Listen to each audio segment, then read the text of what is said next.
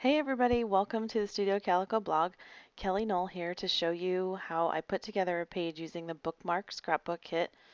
This was a great kit, had such a nice spring vibe to it, which is awesome after a cold winter, which we don't get too much of here in Florida, but we still like to feel the warmth and the sunshine. So this kit was great for that. My favorite piece of this kit and the papers was this collage strip paper that I placed down at the bottom. I knew I wanted to use that kind of in a big way, and it's already kind of done for you. It's got a mix of patterns that are perfect together.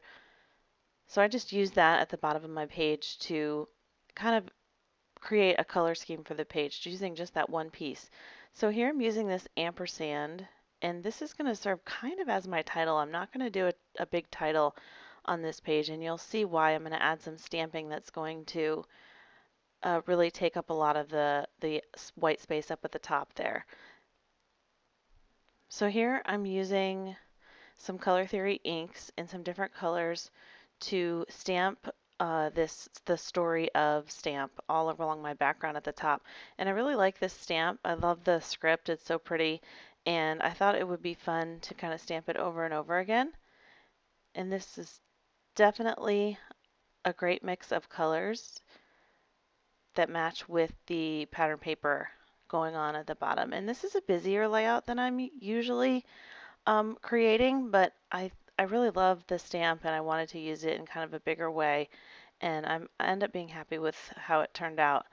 This layout was kind of a struggle for me, I'll be honest. I pushed paper around for a really long time, and you'll see me shortly here in the video push some embellishments around over and over again.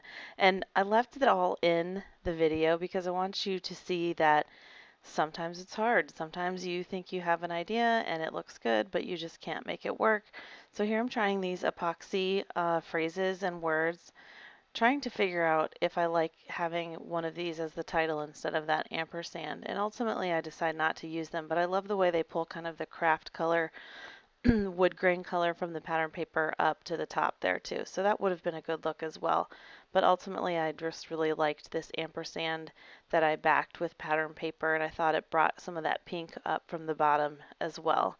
So here comes the playing around, and I'm just playing with the embellishments, trying to make things work. But again, like I said, I made it kind of a busier page than I typically do.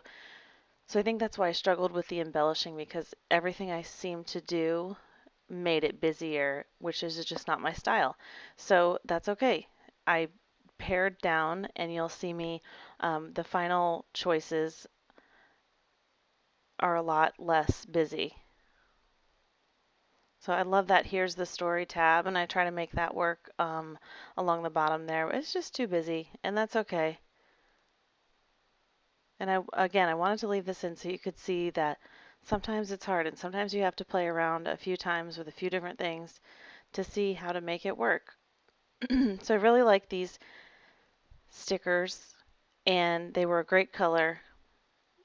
And again, I'm trying to figure out what I want to do here. So I'm playing around using these stickers to write out you and me, which I thought was cute. But again, I just couldn't decide. I was just really struggling. So my suggestion is, if you're struggling with something like this, just keep playing around with it, and maybe walk away, come back to it with fresh eyes. That's usually a big help as well.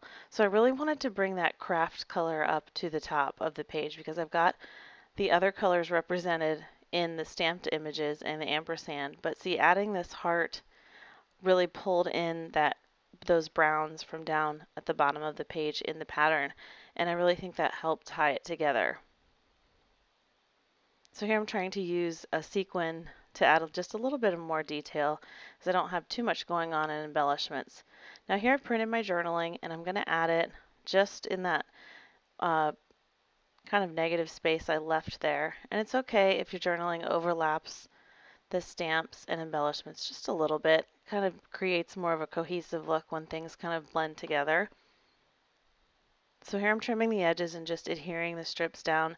And a lot of times journaling is the last step for me.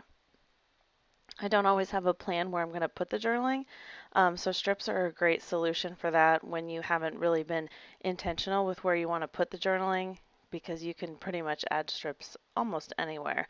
These would have worked down on the bottom part of the layout too, where the pattern paper is. So I think this layout is pretty much done, and I've created a fun, colorful layout using some black and white photos that weren't the best quality, but I think they're printed so small that you can't really tell. I hope I've inspired you to break out your bookmark kits to create a simple layout for a story you want to tell. Thanks for watching.